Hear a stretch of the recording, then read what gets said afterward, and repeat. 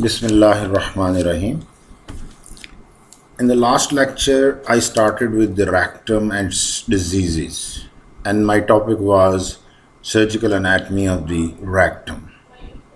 Today, I am going to talk about the rectal injuries, foreign body rectum, and rectal prolapse. Before going on to the topic of today's lecture, I will like to enumerate the different symptomatology, common symptomatology, symptoms with which the rectal diseases they present with. These symptoms with which the rectal disease they present, one is bleeding per rectum, it's a very common symptom, altered bowel habit, another very significant and important symptom which must be given a significance, discharge with maybe mucus and pus, and which usually associated with rectal inflammation. Tenesmus is another symptom of rectal disease, often described by the patient as I feel I want to go but nothing happens. This is normally an ominous symptom of rectal carcinoma. Another presentation of rectal disease is rectal prolapse. Then pain, which is also called proctalgia. These are the common symptoms with which the majority of the rectal disease they present with. Then the signs of rectal disease which we elicit. This is on basically on examination, which is by inspection of the perianal area and then digital examination of the anus, anal canal, rectum. Then proctoscopy helps us in the examination and to elicit the physical signs which are present, and sigmoidoscopy, which is rigid as well as flexible sigmoidoscopes. These are available and they are used for examination of the anal canal and rectum. Now coming on to the topic of today's lecture, if we talk about the rectal injuries, the rectum and anal canal may be injured in a number of ways. It's all uncommon. Number one, by falling in a sitting posture. You can imagine when a person can fall in a sitting posture onto a pointed object, like the upturned leg of a chair, handle of a broom, floor mop, pitched fork, or a broken shooting stick, have all resulted in rectal impalement. So this is one way of rectal injury. Another way in which the rectal injuries occur is by trauma, and this is basically it is blunt trauma. Sometimes the fractured pelvis they are associated with the rectal injuries, and then penetrating injuries. And penetrating injuries can be by deep stab injuries, but usually nowadays it is the gunshot injuries to the buttock which result in the injuries of rectum. Third, rectal injuries can occur by sexual assault or sexual activity involving anal penetration. This is again another way in rectal injury can occur. Obstetrical injuries of the rectum. This occurs during childbirth by the fetal head, especially when the forceps assisted deliveries they are done. So in those cases, rectal injuries can occur.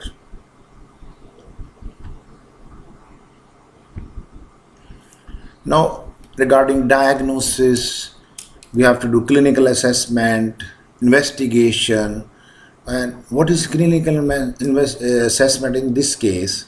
For diagnosis, the anus should be anal opening, perineal area must be examined, inspected, and then abdomen should be palpated. If there is a intraperitoneal injury, if there is injury of the intraperitoneal part of the rectum, then on abdominal examination there will be rigidity and tenderness, and in those cases this requires early laparotomy and laparoscopy for management and diagnosis as well as management. Regarding investigation, a water soluble contrast enema or computed tomography, that is CT scan, will be helpful with contrast, will be helpful to identify rectal injury or perforation. Ureterogram sometimes is done in these cases when there is any possibility of urethral injury, which is suggested by difficulty in passing urine, hematuria, blood at the tip of the meatus, external meatus, or high prostate on digital examination. So that usually occurs in blunt injuries when there is a fractured pelvis. This can occur in those cases. So treatment of rectal injuries, what is important? Examination, usually in these patients, there is a examination and anesthesia is done, digital rectal examination, then proctoscopy, sigmoidoscopy is done to confirm the rectal injury or perforation. If there is intraperitoneal injury of the rectum, obviously it must be followed by we have to do exploratory laparotomy. Sometimes laparoscopic exploration can also be done in these cases nowadays. For intraperitoneal injury, we usually can do primary closure, but primary closure must be accompanied with defunctioning sigmoid colostomy in the left iliac fossa. Then the lower one-third of the rectum is extraperitoneal. So extraperitoneal injuries of the rectum can also occur. In these cases, debridement, drainage from below, and then a diverting, defunctioning sigmoid colostomy in left iliac fossa is usually done. But while doing debridement in this area, we have to specially care for to preserve the sphincter during this debridement. Sometimes in intraperitoneal injury, when it is extensive, when it's a large rectal injury and we have done the laparotomy and we cannot repair the injury, so what we have to do in those patients, we can do Hartmann procedure. This is another option for intraperitoneal large rectal injuries. In the end, what is important, all these procedures, they must be accompanied with a good antibiotic cover, especially gram-negative anaerobes, gram-negative coliform bacteria, they must be covered. So antibiotic cover is very important, and this is always with all the surgical procedure which are done for these injuries. Now, if we talk about the foreign bodies in the rectum, colorectal foreign bodies are not an uncommon presentation in the emergency or a colorectal surgical department. Rectal foreign bodies often pose a challenging diagnostic and a management dilemma that begins with the initial evaluation in the emergency department, and then it continues through the post-extraction period. So objects can be inserted, these foreign body can be inserted into the rectum for example, diagnostic or therapeutic purposes. Sometimes this may be the cause of foreign body in the rectum. Then self-treatment of anorectal diseases by the patient, can result in foreign body in the rectum. Then foreign body in the rectum may be due to criminal assault or accidents. But the most common cause of foreign body rectum is due to sexual purposes. Patients with rectal foreign bodies are embarrassed, and often they are reluctant to state the true nature of their emergency room visit. Here, there are a few pictures. You can see this is a pepper pot in the rectum. Here you can see this one. This is a foreign body in the rectum. Another photograph, screwdriver with a plastic handle as a foreign body of the rectum. These are two another types of foreign body. You can see live shell, then a large vibrator is there in the rectum, which is used for sexual purposes, for sexual pleasure. This is again sometimes slips and presents as a foreign body in the rectum.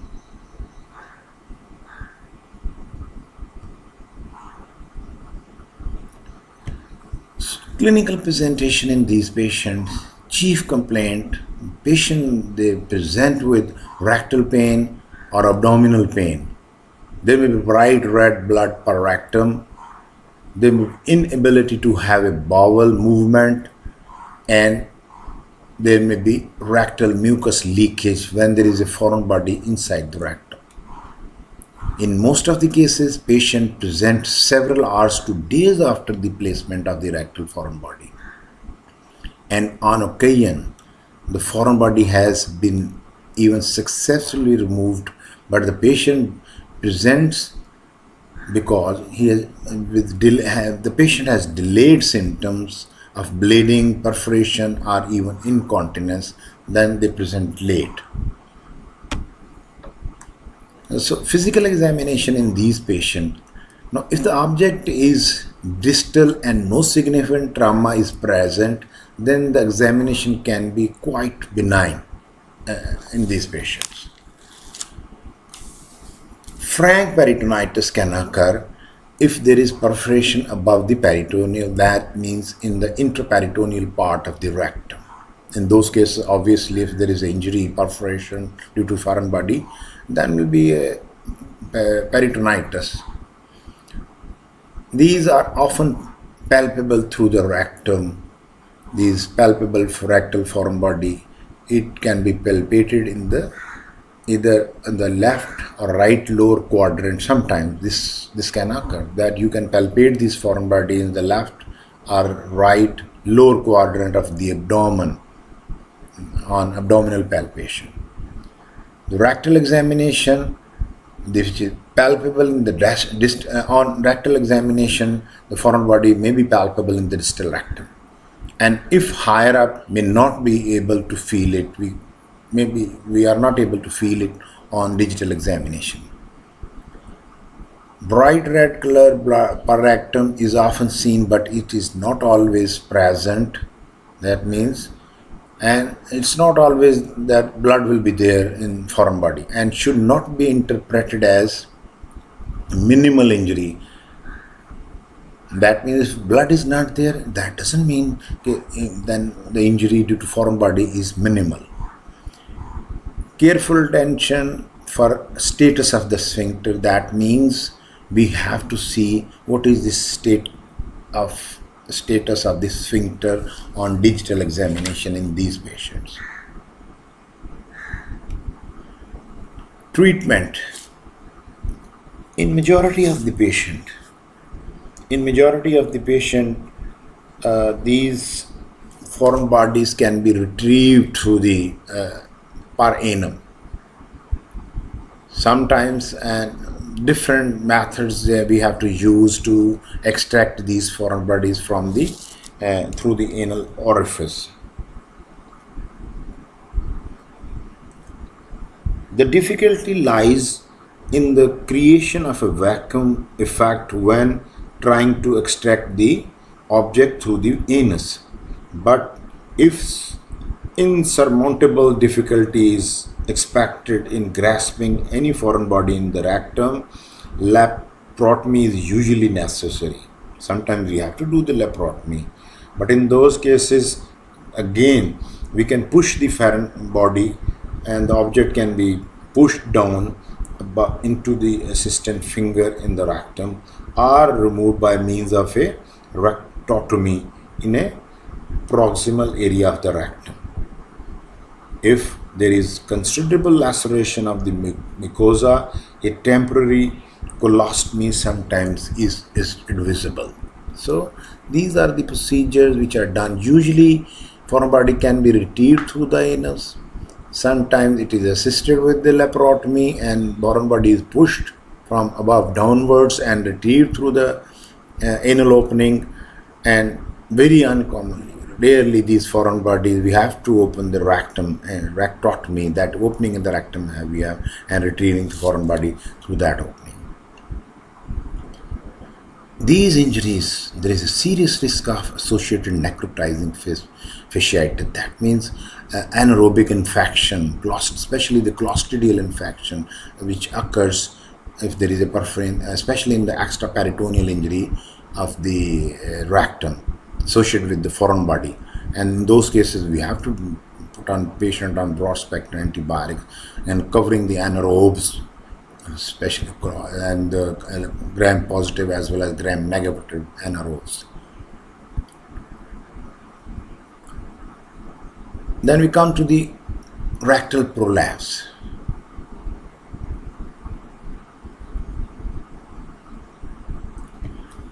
What is rectal prolapse? It is circumferential descent of the rectum bowel through the anal canal. Rectal prolapse can be partial or rectal prolapse can be complete. So these are two varieties, and sometimes we also call the partial prolapse, the incomplete prolapse, this is mucosal prolapse. And when there is a whole complete prolapse, all the walls of the rectum, they are in the prolapse part. So full thickness, complete prolapse is also called full thickness prolapse. Mucosal are also called partial prolapse. The mucous membrane and the submucosa of the rectum protrudes outside the anus for approximately, you can say, 1 to 4 centimeters. So in cases of mucosal prolapse, mucus, mucosa and submucosa of the rectum, that protrudes outside the anus opening, and usually the length is about 1 to 4 centimeters. And in these cases, when we palpate this prolapse mucosa between index and thumb and index finger, it is evident that it is composed of no more than a double layer of mucous membrane. So as compared to complete prolapse, it is thin one. We can feel the 2 layers of the mucosa in between thumb and index finger. Why this mucosal prolapse occurs? What is the etiology? Now, in infants, the reason is that the direct downward course of the rectum, it predisposes to this condition, because sacral hollow is not developed in these infants. Reduced resting anal tone, which offers diminished support to the mucosal lining of the anal canal, is the other cause in infants for the mucosal prolapse.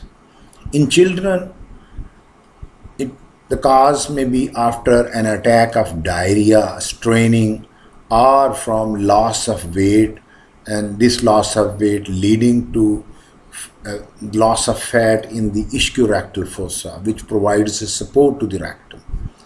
It may also be associated with, in case of children, with cystic fibrosis, neurological causes, and the maldevelopment of the pelvis, which can result in the mucosal prolapse in children. Now, in adults, what is the reason of this mucosal prolapse? This is often associated with third-degree hemorrhoids. And sometimes this is also called mucohemorrhoidal prolapse of the anorectum.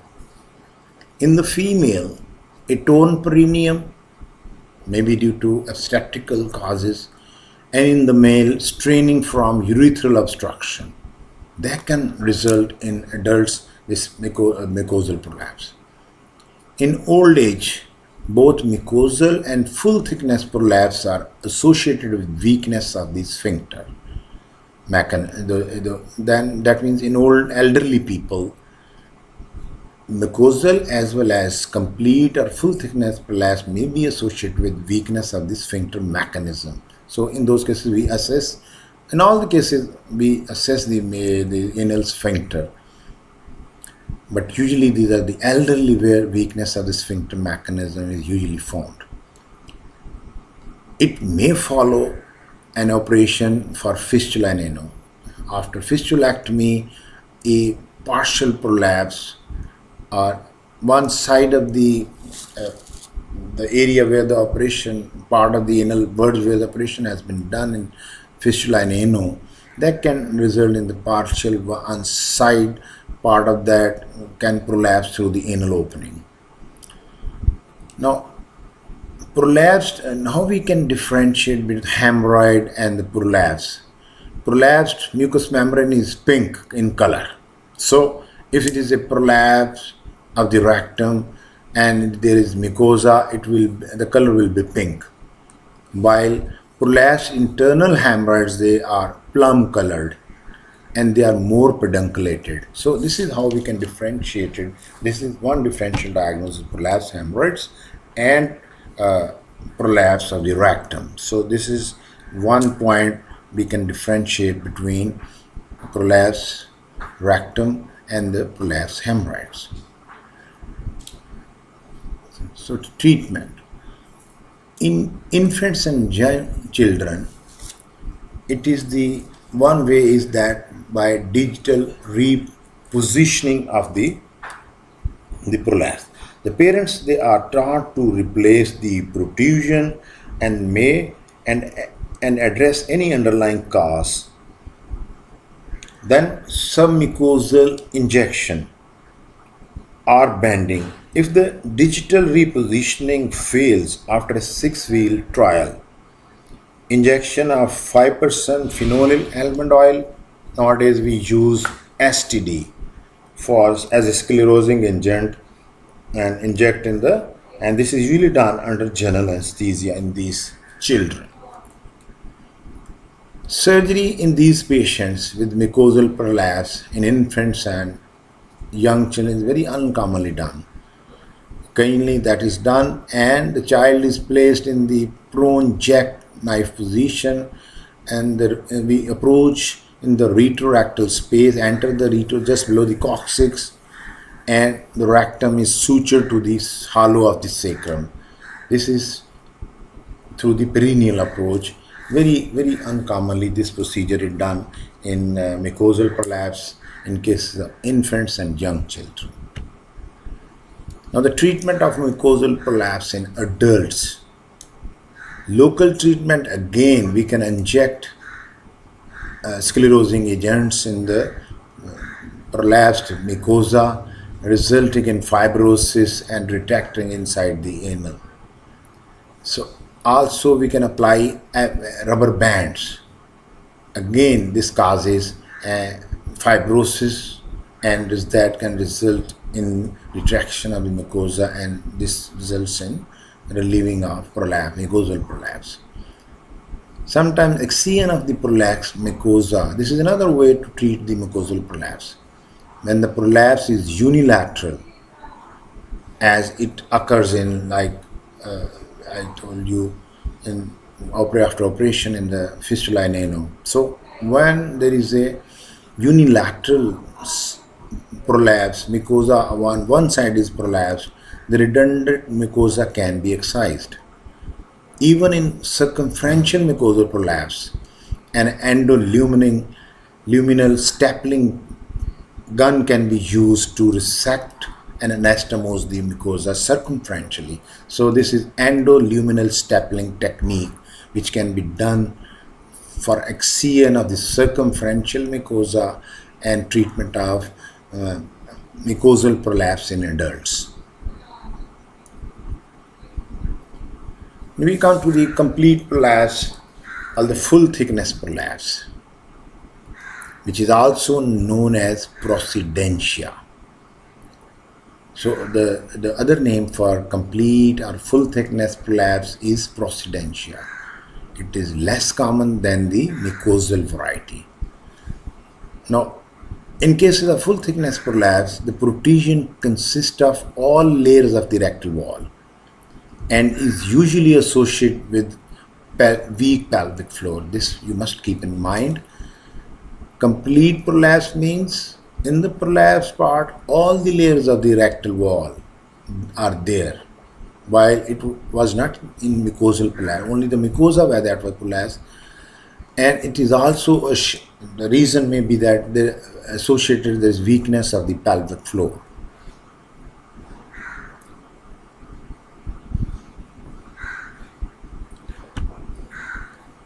How this complete prolapse, what is the pathogenesis? The prolapse is thought to commence as an intersusception of the rectum, which descends to protrude outside the So one concept is this: it is the intersusception of the rectum.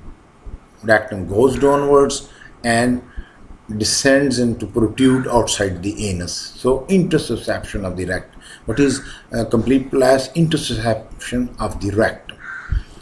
The process starts with interior wall of the rectum, because interior wall of the rectum is not, the supporting tissues are weak.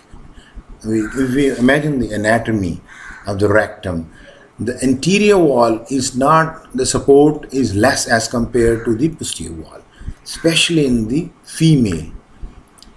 It is more than 4 centimeter and commonly as much as 10 to 15 centimeter in length it can occur. So when we say complete prolapse, it is more than 5 centimeter in length.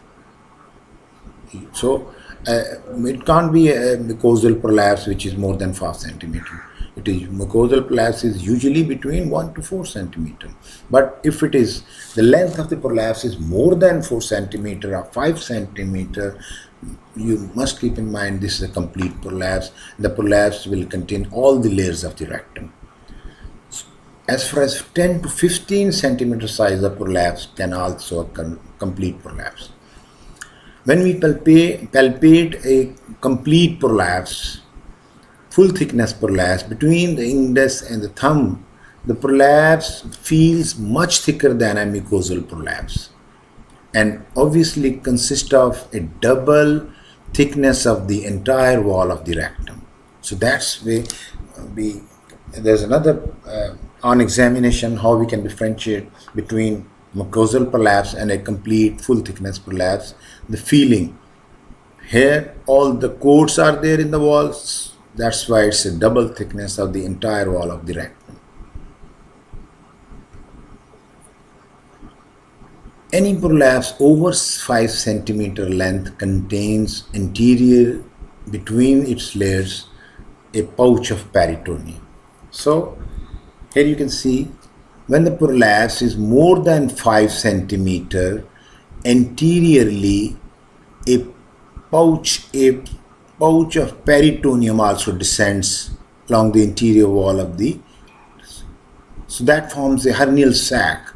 So here you can see this is a peritoneum which is dragged along the interior wall of the prolapsed rectum. In this figure, this is here you can see this is peritoneal sac. So any prolapse which is over 5 centimeter length contains anteriorly between its layer a pouch of peritoneum. So there is a concept hernia. Hernia can occur. When large, it may contain small intestine. So in this hernial sac, pouch of peritoneum, small intestine can enter, and which returns to the general peritoneal cavity with their characteristic gurgle when the prolapse is reduced. So when we reduce the prolapse, a gurgling sound can occur if there is gut in the interior pouch of peritoneum in large prolapse, large complete prolapse. Anal sphincter is characteristically patulous in these patients. Usually, with complete prolapse in majority of the patient, remember anal sphincter is characteristically patulous and it gives widely on straining to allow the rectum to prolapse.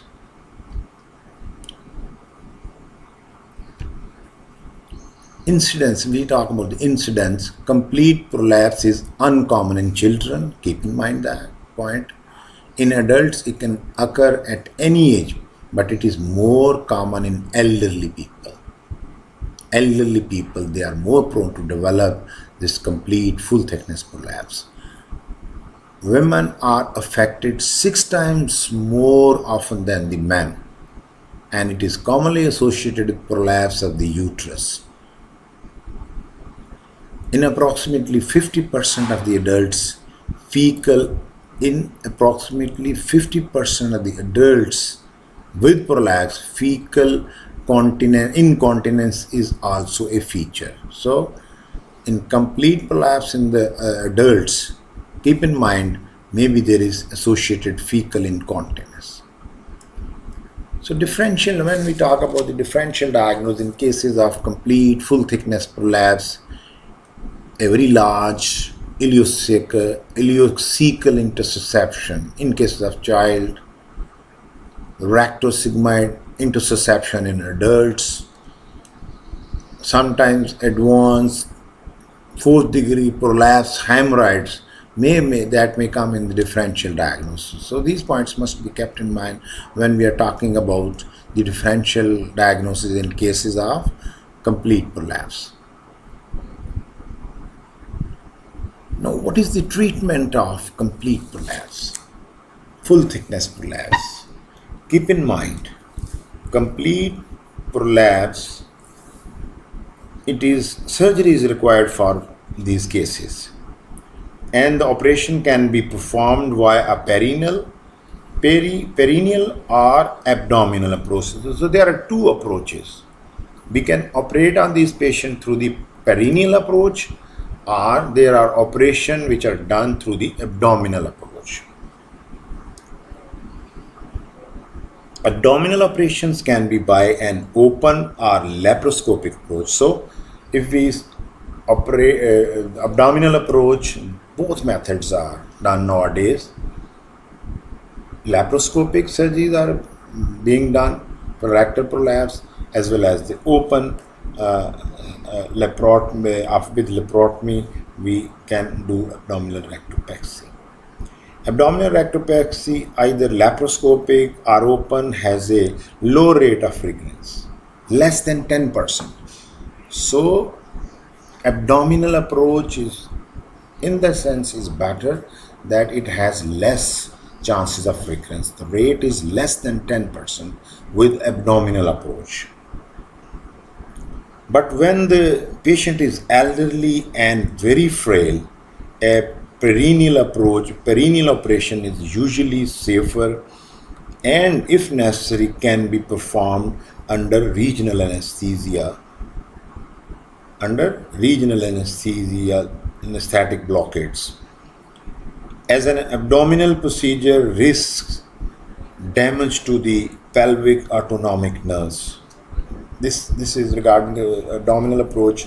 One disadvantage, complication which can occur with abdominal approach is damage to the pelvic autonomic nerves, resulting in possible sexual dysfunction. So, in keeping in mind, then even young patient, a perineal approach may be preferred in young men, because this is one complication which can occur with abdominal approach. But if we keep in mind the recurrence, it is abdominal approach which is better as compared to the perineal, because the recurrence rate is less than 10%. The perineal approach, these procedures have been used most frequently.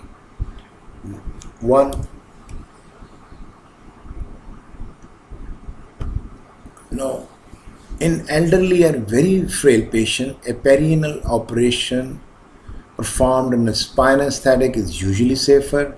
Procedures performed are as Thier's operation, Delorme's operation, Altimier's procedures. These are done through perineal approach.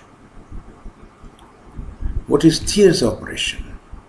This procedure, which aim to place a steel wire or more commonly a silastic or a nylon suture around the anal canal, but nowadays they are obsolete. Disadvantage, there are a number of disadvantages. Suture, they often break. It also causes chronic perineal sepsis. The anal stenosis so created would produce severe functional problems. So this procedure has become obsolete. Thier's operation. It is not done nowadays. Delorme's operation, you can see here. What is Delorme's operation? In this procedure, the rectal mucosa is stripped circumferentially from the rectum over the length of the prolapse.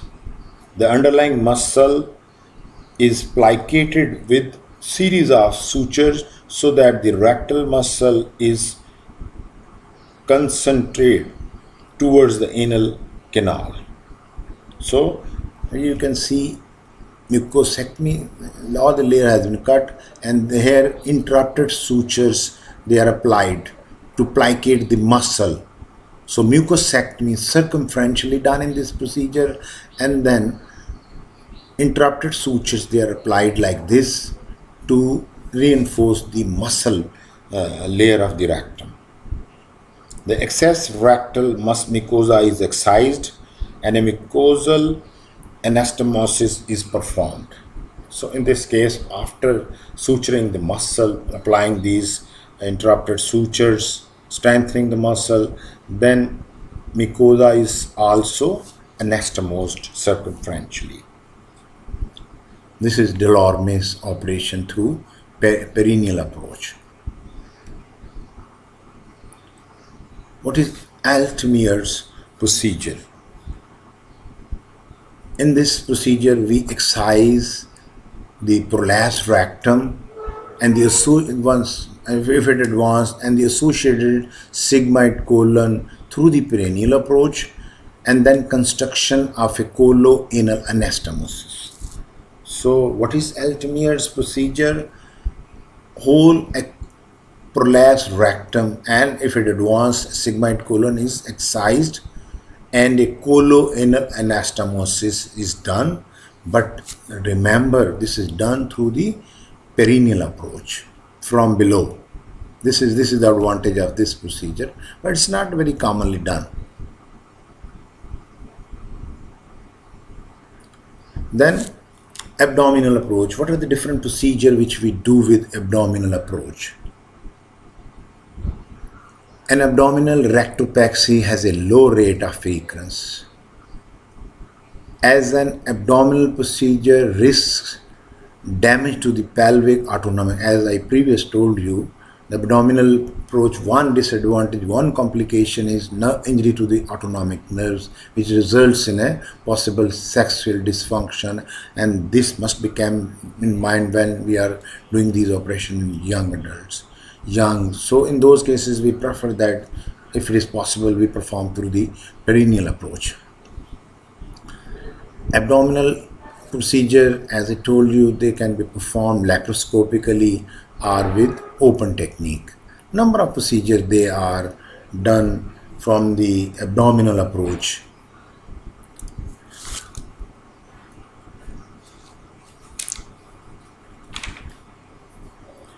These are abdominal rectopexy with mesh, suture rectopexy, resection rectopexy, and anterior rectopexy. These are number of procedures which are done through the abdominal approach.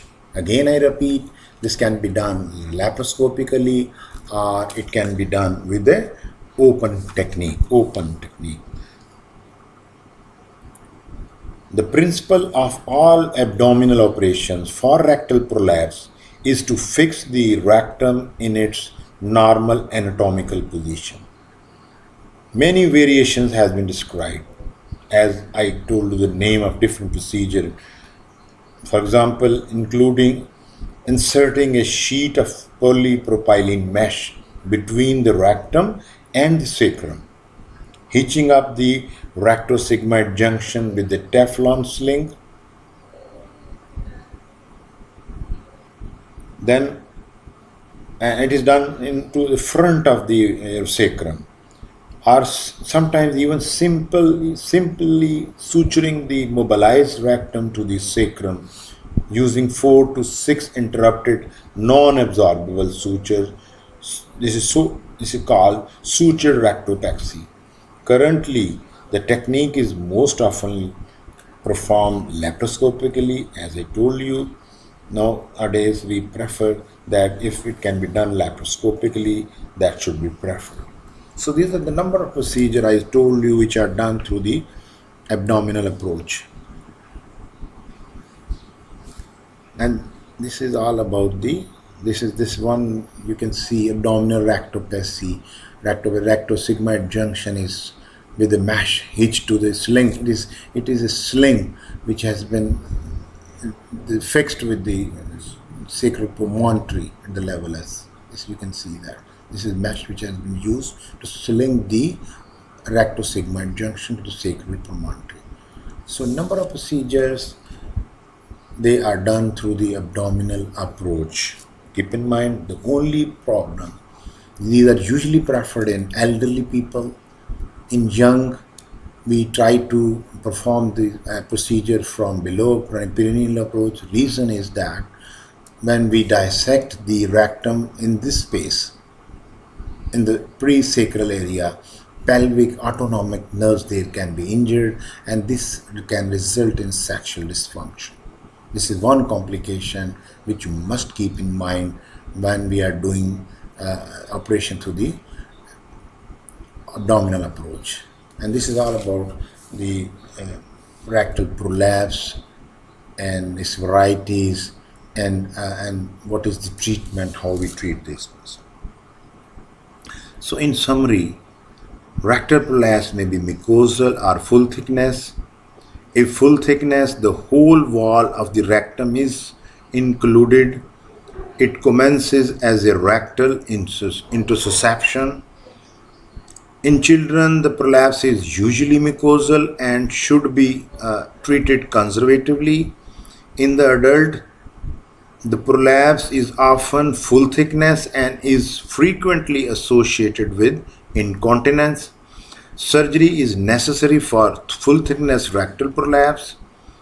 The operation is performed either via the perineal approach or via the abdominal approach. This was a summary to sum up this topic of rectal prolapse. Now, if you have any question, you can ask me through the your WhatsApp group, and answer you.